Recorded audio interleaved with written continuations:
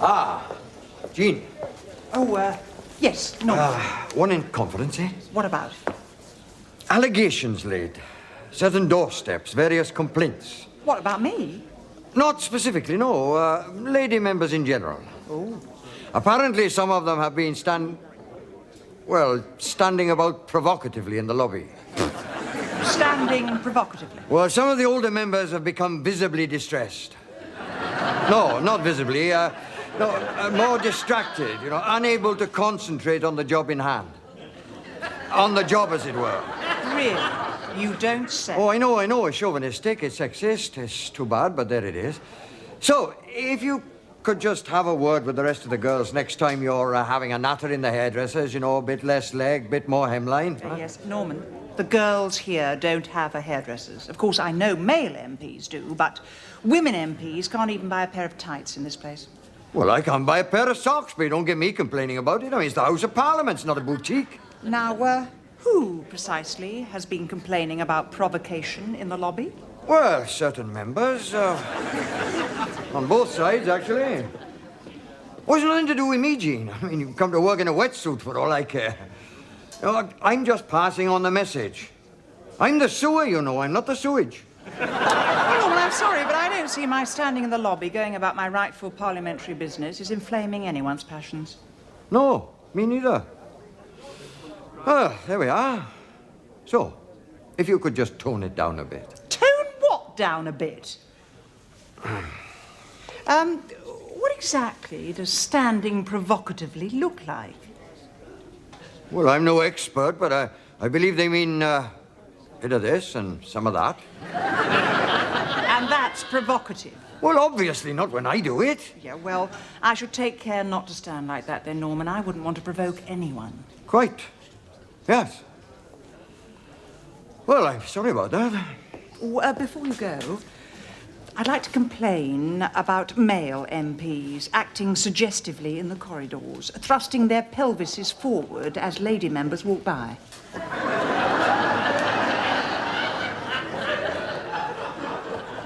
Oh, dear, can of worms. I told him it was a bad idea. No. Morning, Harry. Morning, Mr. Price. Morning, Ken. Hi, Jean. You all right? You're walking a bit like the woman that decided to do without the anaesthetic. I feel like it, too. Oh, tell me, Ken, in the Commons cloakroom, what's that little pink ribbon for? The pink ribbon? Yes, above the coat hanger. Oh, yeah, that's for hanging your sword on. Oh, of course. I knew it had a contemporary feel about it. Yeah. A bit like the woolsack, isn't it?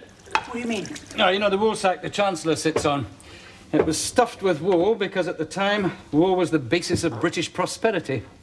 So what should they be stuffing it with now, eh? Japanese tourists? Yeah. Oh, by the way, your phone rang. You wanted over in Central Lobby. I have just come from Central Lobby. Well, you better get back there, then.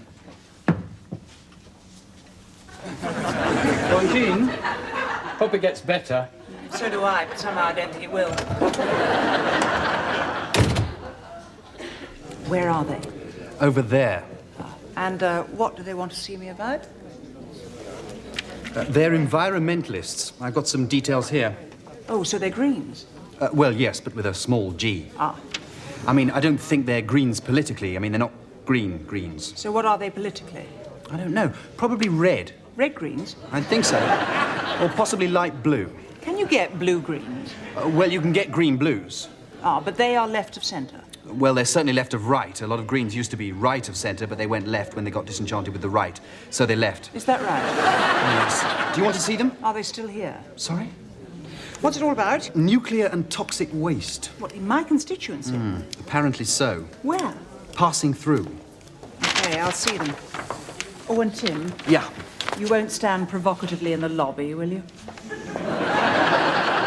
Sorry? Toxic and nuclear waste. Yep. They say it's being transported by rail through the constituency in unmarked containers in the middle of the night. Oh, why do these foul deceptions always take place at dead of night?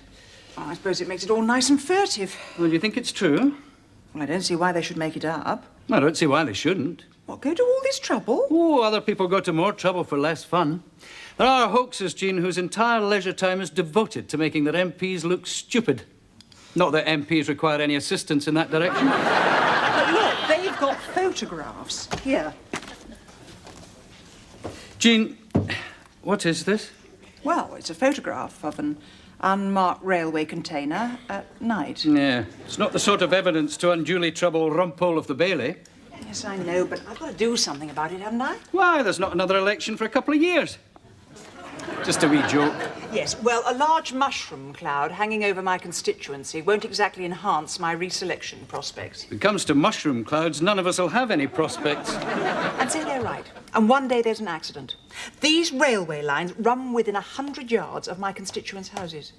There are innocent families who know nothing about this, lying asleep. Innocent families with little children. Yes. Tiny tots. Wee defenceless mites of unblemished character and spotless nappy. Frail grandmothers who've toiled all their lives to make a penny here and a penny. I wouldn't expect you to take it seriously. But I do, Jean. I am serious. That's got to be your approach. You won't get much public sympathy if you say the railway line runs within 100 yards of drunks, pimps and the Inland Revenue. You'll be cheering it on. Do you think it's conceivable, then? Well, it's not inconceivable. So, how do I find out more about it? Well, you better start asking questions in the House. What sort of questions? Questions like, am I prepared to ask a question? That's a question you've got to ask. Do come in. Nice to see you. No, Godfrey, it's not one of your constituents, it's your pair. Oh, hello, Jean. Do sit down. Are you busy? Oh, never anything else. Gilts are up, I see. How's income support doing? Oh, I don't see that listed here. Godfrey, I wanted to ask, have you been approached by that environmentalist group? Yes, I have. What did you think? Nothing that a wash and a haircut wouldn't cure. What did you think of what they said? That waste isn't just going through my constituency, you know. When it leaves London, it goes through yours as well. Allegedly. Well, yes, but isn't it worth investigating? They do have some evidence. Oh, I'm rather inclined to doubt that.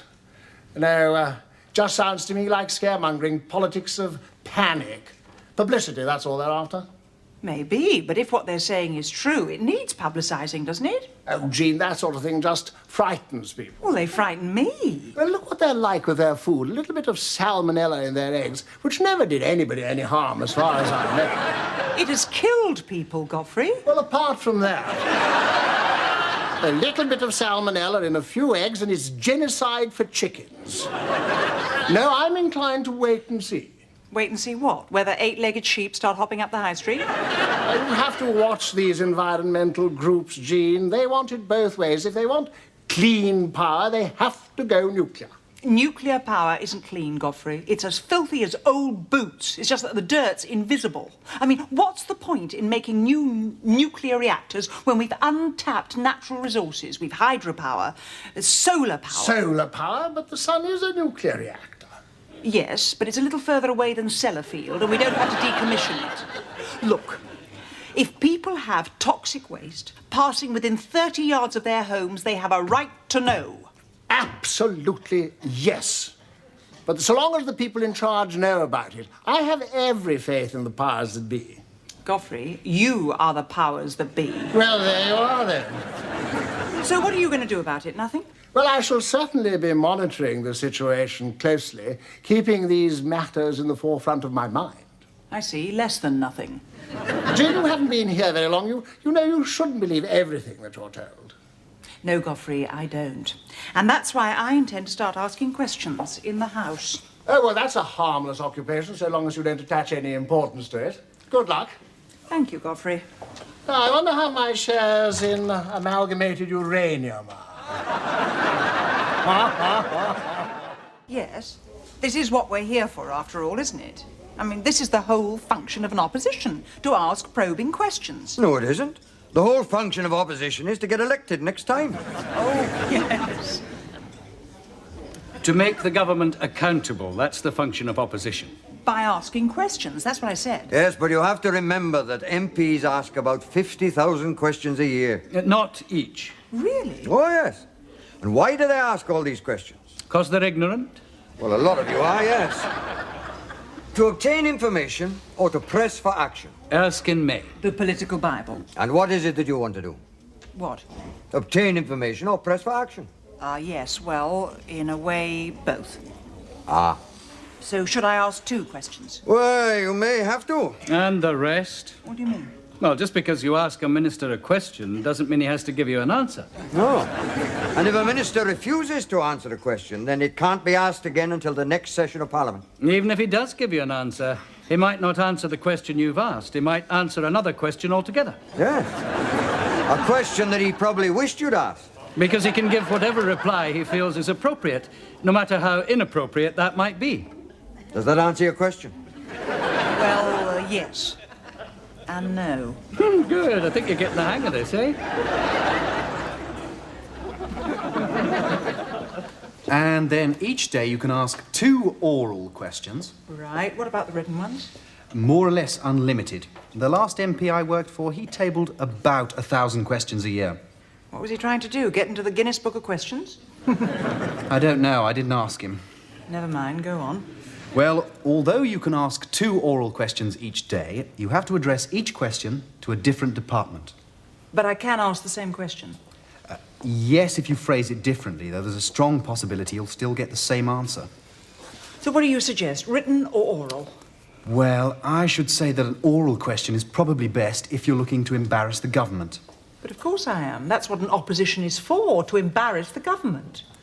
Well, that and to get elected next time. Right. Well, we'll do that then. Oh, and get in touch with the environmentalists and arrange another meeting. Fine. So that's all clear, is it, Jean? Oh, absolutely. Could we go through it all again? Well, what about your contacts? These photographs are all well and good, but haven't you anything to substantiate them? Well, yes, we do have inside information. Yes, from confidential sources. The only sort to have. But we wouldn't want our informant to get into any trouble. Okay, but I'm going to need all the help you can give me, confidential or otherwise. Right, now, so what we want to know is radioactive waste being transported through the constituency or isn't it? Yes, basically. Because until that is either confirmed or denied, we really can't take any further action. Sorry, Ken. It's not disturbing you, us being here. No, not at all. Don't mind me. I tried to get a room, but I couldn't, and there was a big lobby in the lobby. What a place to leave it, eh? He's been up all night. Right, now, which department has responsibility? Well, the transport department, I would have said. Oh, what about environment? It's energy. Energy, are you sure? Yep, energy, as in I haven't got any. What about the health minister? It's a public health hazard, surely. Well, ask at the table office, they'll know. They've got a table in there. He's been up all night. Well, we may have to try them all. So written questions, Tim, to the various departments to either confirm or deny that radioactive waste is being transported at, Enormous cost? A hazard to public health. at hazard to public health through the constituency, and we'll see how we go on from there. Right, I think that seems fairly watertight. Ken? Do you think they'll be able to wriggle out of that one? Did the Birdman of Alcatraz have a dirty windowsill? He's tired. He's been up all night. Waste? Yes. Nuclear? Yes. Out there? Possibly. Passing within 30 yards of innocent families with little children and elderly grandmothers who work hard all their lives? Steady on, Jeff. Your cliches are showing. Have you any Scots blood in you? What do you mean? They could be out there now, trundling up and down the railway track with suitcases of plutonium in the luggage rack and we're not being told about it? Yes, exactly. Well, that's dreadful.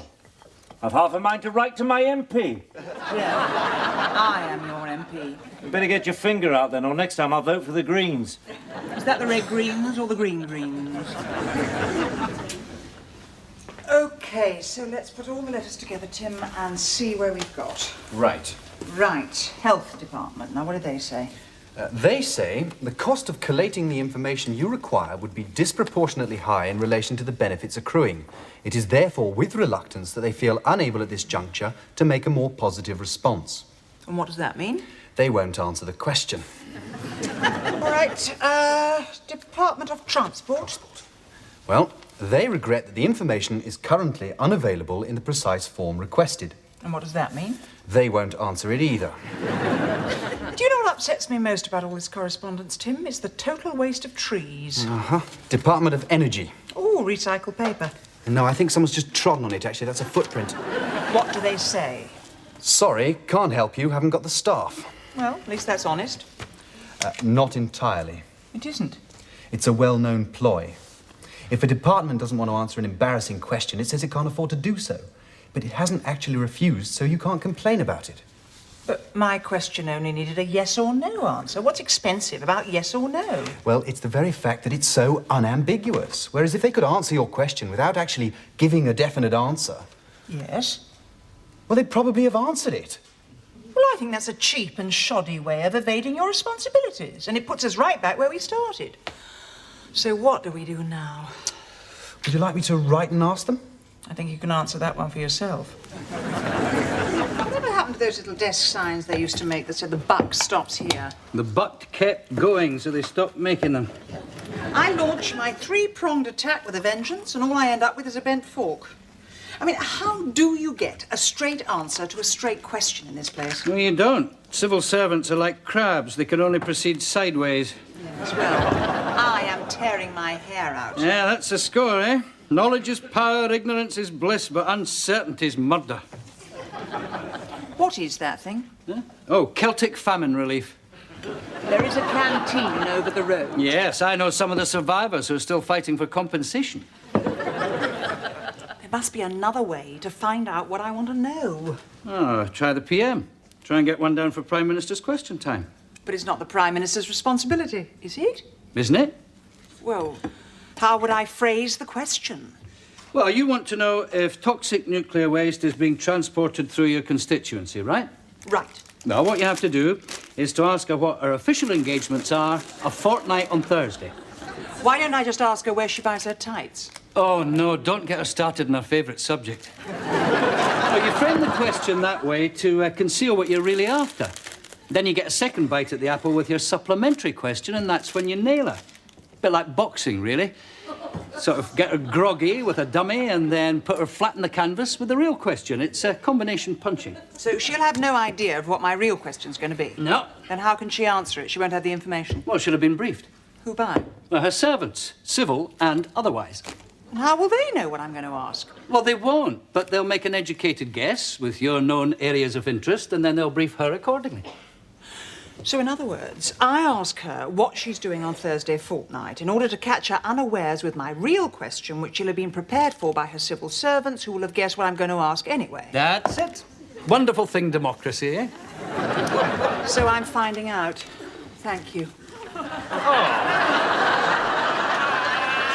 Well, we finally got an answer, and that was it. Well, it seems very strange in view of our information. Maybe, but there we are. No domestic radioactive waste is being transported through the constituency. You're sure your facts were correct? Yes, positive. You don't think perhaps, What? Economical with the truth? Oh, hardly on an issue like this. I think we must credit the government and civil service with a modicum of integrity. Yes. Yes. Yes. Could I read that reply again? Oh, yes, of course, Tim. Oh, yes. Thank you.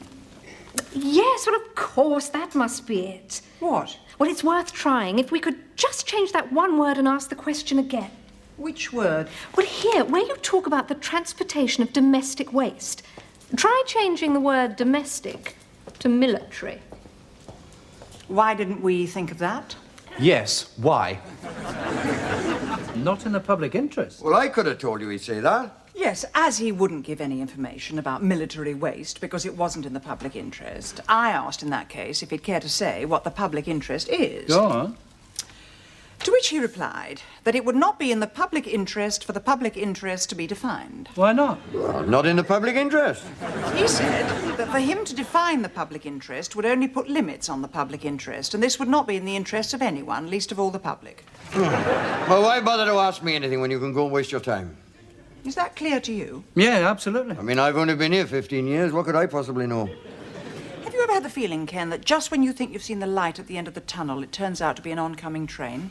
Don't bother to take my advice. You just go make your own mistakes. So what are you going to do now? Well, I'm going to ask just one more question. What, like, why do I bother? Why do I bother, do you mean? I mean, don't mind me. I'm just a whip. Gratitude in the Labour Party don't make me laugh. Is it any better with your lot? I still can't find income support. Oh, I think I'll just stay where I am. So, I thought I'd just ask the health department this time, just once more. Have you got the letter there, Tim? Just finding it. I asked the Minister if he'd care to assess what risks to public health existed in the constituency that could in any way be related to the transportation of unspecified military materials at unspecified times of night. So what was his reply? Well, it wasn't very specific. Here it is. Thank you. Yes, now, the Minister declined to assess such risks as it was not, in his view, necessary. Oh. For had such risks ever existed, which he did not admit, then they no longer did, if they ever had, as such practices, if there were any, had stopped. Aha. If they had ever started. And other routes, not that they were needed, had now been found, in order to allay public disquiet, not that there was any, or if there had been, it was misplaced. What do you make of it? Well, I mean, that's marvellous, Jean. Tremendous. It is. Yes. It means we've won. It does. It doesn't feel like it. I thought we'd lost. In politics, that can be very much the same thing. Thank you, Tim, for those few words of philosophy. No, it's a major climb down and quite a significant change of policy.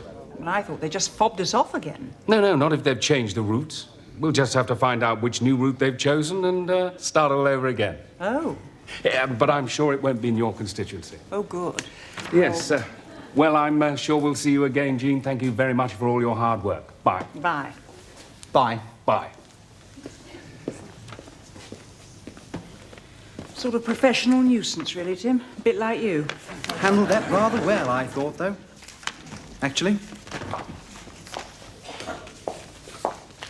Ah, gee. Yes, Godfrey. I just had the most extraordinary conversation with my whip. Do you know anything about it? Oh? Well, apparently some lady members have complained that certain MPs, myself included, had been walking suggestively through the lobby. Now, I'm sure you couldn't have been one of the culprits, Godfrey. Well, quite. I mean, I spend a great deal of money with a very good tailor, so these misunderstandings shouldn't arise. I mean, do you know what's behind it? Well, now, there's a question, Godfrey. Yes. Yes, well, there you are. This is it. Well, that's rather what I thought. Yes. Well, I'm glad I could be of help. Excuse me. Yes, thank you, Jim.